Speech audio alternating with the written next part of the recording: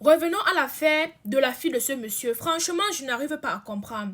Hier, j'ai fait une vidéo où on montrait bien évidemment comment la fille est allée à l'hôpital et elle s'est fait pris en charge en fait par les docteurs. Et moi, je savais que si elle s'est déjà fait pris en charge par les docteurs, ça veut dire qu'elle ira pour le mieux. Mais aujourd'hui, là, ça fait juste une heure, je tombe sur la vidéo de Céleste Victorien où il dit que on a bien évidemment amené la fille à l'hôpital. Mais tout ce que les docteurs ont trouvé à mettre sur elle, c'est une perfusion avec de l'eau.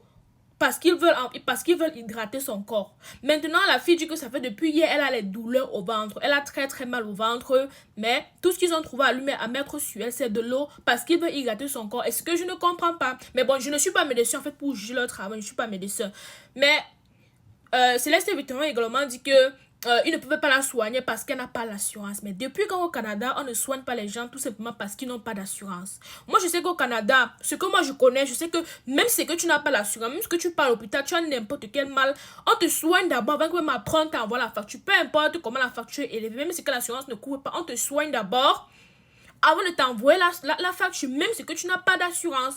Quand on te fait ce que moi je pense qu'il y a beaucoup de détails that is missing on this issue. Like, il y a beaucoup de détails que nous ignorons en fait sur cette affaire. Il y a beaucoup de détails that is missing. Yeah.